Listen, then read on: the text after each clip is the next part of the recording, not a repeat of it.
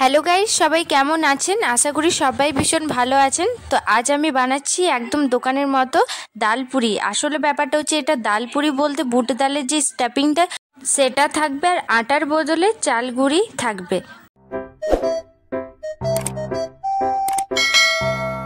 তাহলে চলুন কিভাবে বানাচ্ছি ডালপুরি একদম সহজেই সেটা দেখা যাক। প্রথমে 2 কাপ জল দিয়ে সেটা ভালোভাবে ফুটে যাওয়ার মতো গরম জলটা করে নেব। তারপর দিচ্ছি এখানে চালের গুঁড়ি, যাতে ডোটা ভালোভাবে হয়ে যাক।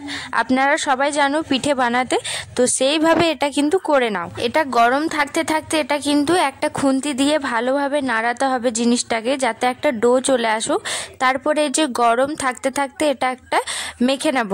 একটু জল ইউজ করব, জল দিয়ে দিয়ে ভালোভাবে এটা গরম হাতেই এটা কিন্তু করতে হবে জিনিসটাকে। একটা ডো করে নেব। তো আমাদের রেডি এই যে চাল গুঁড়ি, মানে আটার বদলে এই চাল গুঁড়িটা। সুন্দরভাবে চাল গুঁড়িটা মেখে নেওয়ার পর ওটা ওইদিকে সাইডে রেখে দেবো। এদিকে আমি বুট ডালের যে পুরটা সেটা বানাবো। তার আগে এই যে ছোলার ডাল নিয়েছি, এই ছোলার ডালটা কিন্তু আগেই আমি ভিজিয়ে রেখে দিয়েছি প্রায় আধ ঘন্টা। তো এবার এটা আমি একটু সেদ্ধ দেব।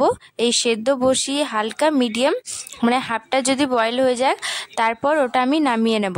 এবার তাহলে ওইদিকে চলুন বুট ডালের যে পুরটা সেটা তৈরি করে নেব। তার জন্য সর্ষের তেল দিয়ে দেবো, আর একটু দিচ্ছি সামান্য জিরে, গোটা জিরে। তারপর দিচ্ছি কাঁচা লঙ্কা আর পেঁয়াজটাকে ভালোভাবে ভেজে নেব। তারপর দিচ্ছি লবণ, হলুদ আর লাল লঙ্কার গুঁড়ো পরিমাণ মতো দিয়ে বেশ ভালোভাবে লাল করে ভেজে নিতে হবে। তারপর যে ছোলার ডালটা আছে সেটা দিয়ে দেবো। আর ছোলার ডালটা দেওয়ার পর ওটা ভালোভাবে ম্যাশ করতে হবে। এই যে গোটা গোটা যে ভাবটা থাকবে সেটা একদম ম্যাশ করে দিতে হবে। আমাদের ছোলার ডালের যে পুরটা সেটা অলমোস্ট রেডি হয়ে গেছে, দেখতেই পাচ্ছ একদম ম্যাশ করে দিয়েছি আমি। চলুন তাহলে ডাল পুরিটা করা যাক। একটা ডো নিয়ে নিয়েছি, সেটা ভালোভাবে হাত দিয়ে গোল করে নেব, তারপর বাটির মতো করে নেব।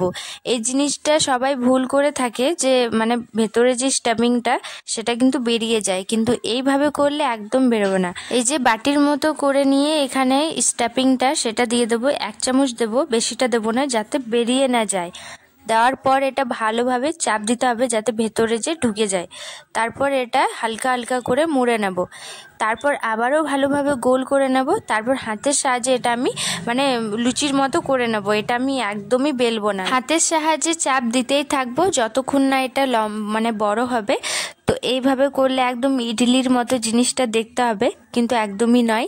এটা যদি আটা দিয়ে করতাম তাহলে আকারটা একটু চেঞ্জ হতো, মানে কালারটা। তো এবার সাদা তেলে আমি এটা ফ্রাই করে নেব। এটা অনেকটা একটু বেশি সময় লাগে, যেহেতু চাল গুঁড়ি দিয়ে জিনিসটা বানাচ্ছি সেই জন্য। আপনারা তো সবাই জানো যে পিঠের সিজন চলে এলো, আর পিঠের সিজন মানে কি, চাল গুঁড়ি দিয়ে বিভিন্ন আকার আপনারা বানিয়ে থাকো বাড়িতে। তাহলে এইভাবে একবার ডাল পুরি বানিয়ে দেখো, ভীষণ টেস্টি হয় খেতে। তো আমার এই ভিডিওটা কেমন লাগলো অবশ্যই কমেন্ট করে বলে দাও।